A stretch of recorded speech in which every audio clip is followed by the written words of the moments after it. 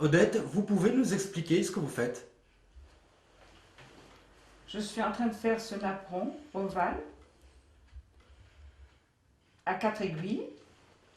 L'explication est donnée par rang et avec un croquis s'il y a une erreur là-bas. Donc on a deux preuves. Voilà.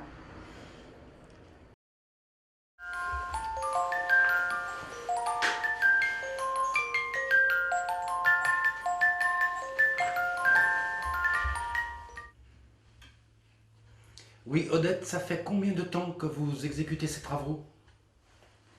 Ben, je crois que j'ai tricoté toute ma vie, mais ayant fait plusieurs séjours à l'hôpital, c'est là que je me suis mis à faire des napperons. Est-ce que vous avez déjà fait des expositions sur ces napperons? Oui, à la fête de la batteuse, pendant au moins 10 ans, 12 ans, j'ai exposé à la fête de la batteuse. Est-ce que votre maman, elle faisait également du tricot? Maman faisait du tricot, mais faisait du crochet. C'est tout à fait différent du tricot à 4 aiguilles. Vous avez combien de napperons actuellement? Aucune idée. Aucune idée. Depuis la fête de la batteuse où j'avais exposé, j'en ai déjà donné 3 à des amis. 3 grands.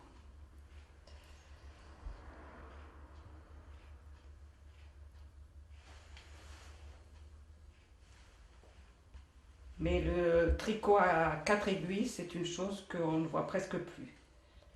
Pendant des années, j'ai tricoté des chaussettes à mon mari, des chaussons au bébé notamment, et maintenant c'est le tricot d'art. Et la différence entre une dentelière et les travaux que vous faites maintenant, c'est quoi? Ah, ça n'a rien à voir. Ça n'a rien à voir. Parce que la dentelle, c'est beaucoup plus compliqué. Pour moi, c'est beaucoup plus compliqué la dentelle.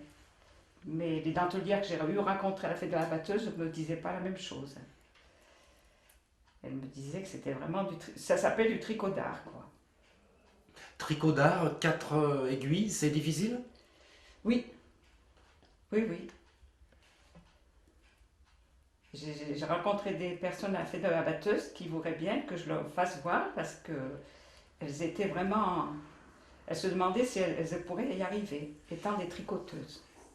Et est-ce qu'il y a des jeunes actuellement qui s'y mettent? Non. J'ai appris à mes petites filles à tricoter, qui ont maintenant plus de 20 ans. Elles savent tricoter, mais c'est tout, hein. Et là, c'est un savoir-faire qui va se perdre? Je pense. Je n'ai jamais rencontré une personne qui fasse ça. Au crochet, ça se fait beaucoup encore, mais à l'aiguille, non.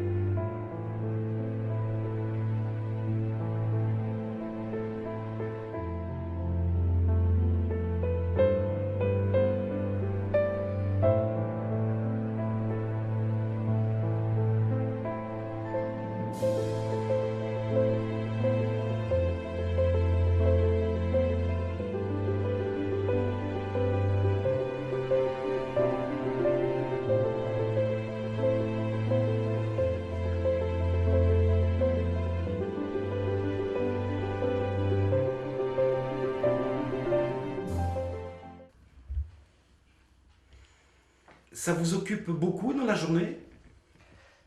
Beaucoup. Beaucoup, et puis comme vous disiez, il faut vraiment être à son travail parce que c'est vraiment tout compter, hein. C'est une passion? Ah, c'est une passion. C'est vraiment une passion. Et par exemple, je fais des pullovers, des robes et tout, et c'est des créations, hein. J'ai aucun modèle pour les pullovers. On peut considérer que c'est un ouvrage d'art, là, ce que vous êtes Ah, en tout train de à faire. fait. Ça Oui. s'appelle le tricot d'art d'ailleurs. Ça s'appelle le tricot d'art. Et depuis combien d'années vous faites, vous manipulez les quatre aiguilles? Euh, au moins depuis 70, 1970. Vous avez appris seul ou on vous a appris? J'ai appris seule, hein. Je savais tricoter. Et un jour, j'ai trouvé un modèle sur Berger de France et je me suis lancée. Et j'y suis arrivée. Et lorsque vous faites des tricots, vous en faites combien par an environ? Des tricots, j'en fais au moins un par mois si c'est pas deux, hein. J'ai toujours dans une boîte bien rangée, j'ai de la layette d'avance quand il y a des naissances. Et ces tricots, ils sont destinés à qui? C'est pour donner. La plupart du temps, je donne. Notamment, comme je vais à la maison de retraite, je donne aussi là-bas. Je tricote pour ces dames.